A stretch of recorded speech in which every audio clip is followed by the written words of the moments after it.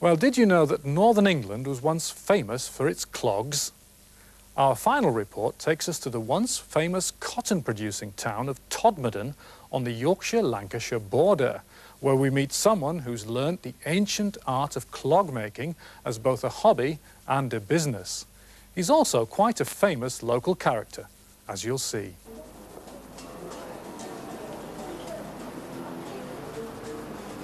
Todmorden lies on the border between Yorkshire and Lancashire.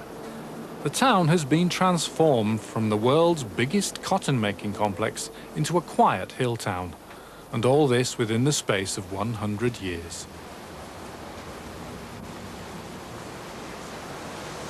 Some of the old alleyways and shop fronts have been preserved, both to maintain the town's historical character and to attract tourists and local shoppers.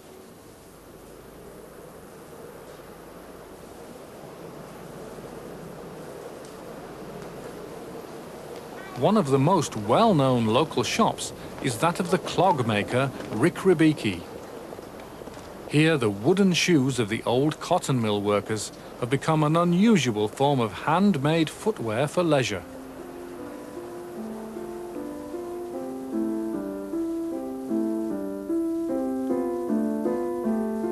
Rick Rebecki's shop, come workshop, has a quaint and almost mysterious atmosphere to it.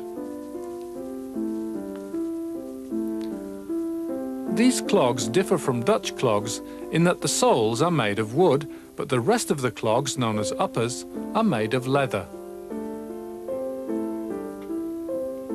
Old-fashioned crafts like this are now rare. This clogmaker has learnt his trade from a generation of craftsmen who are now almost extinct. The shelves are full of strange leather dyes and glues.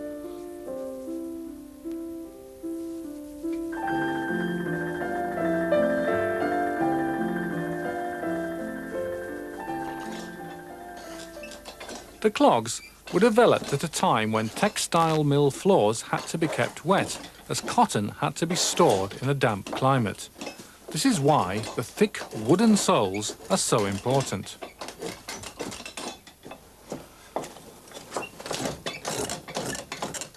For Rick, these skills developed from a hobby into a full-time occupation.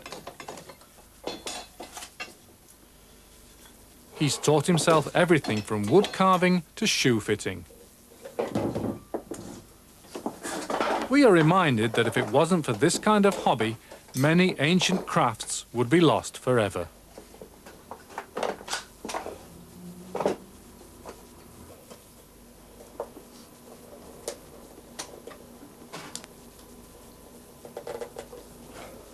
Bad one.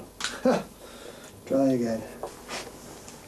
We asked Rick how he got into clog making. I started making clogs because I thought the trade was going to die out about 20 years ago. So I started to learn how to make the clogs, and at first I was just doing it for a hobby, and then it became a small business. I enjoy doing it because I like working with my hands, and it's nice to turn out a product that you can see and hold, and something that people like to use and have on their feet. It's just nice work. I think people originally wore clogs because they were a very watertight form of footwear and quite cheap to make in the days when they were made by the thousands. I think people wear them now for two reasons. Some people still wear them for work, but other people wear them because they're a traditional form of footwear. And people like to use them for folk dancing and taking part in folk plays and that kind of thing. They're still used for work, but they're used for leisure as well. Some people just like to have them because it helps them to remember the past. Rick also happens to be the mayor of Todmorden. One of Rick's favourite tasks is to show younger school children round the opulent town hall. Right. Good afternoon, children. Would you like to sit down?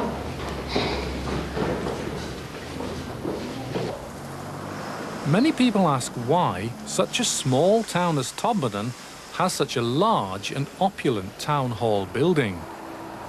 The answer lies in Todmorden's industrial past.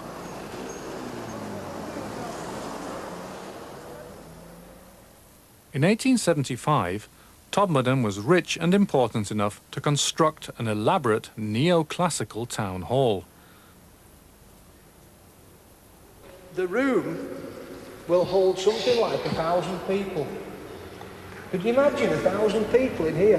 That's what they reckoned it would hold when they built it, 1,000 people. But you're not allowed to have that many in now because it's not safe to have so many in because it's not easy enough to get that many people out if there's a fire. But if there is a fire, you see that big pipe over there? Fireman's hose. So we don't need to worry, and there's one down there, I think, as well. So they could get 1,000 people in, but now I think that you can only have 500 in.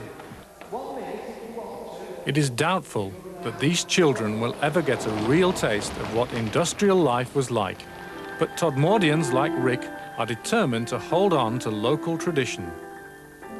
Without this new generation of mayors, an essential symbol would be lost, as real local government was shifted from Todmorden to another centre in 1974.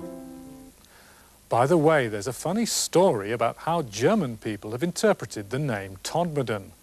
At the end of the last century, it is said that the German Chancellor Bismarck wanted to look at a major English cotton manufacturing town and see for himself the place which to a German would mean death and murder. After the Chancellor had seen Todmorden, he was asked what he thought of the place. Rumour has it that His Excellency replied, "Well, the town certainly lives up to its name." Well, that's just about it for today's Zoom. So from me, Stuart Marlowe, and all of the Zoom team here in Berlin, it's goodbye, so long, and you take care now.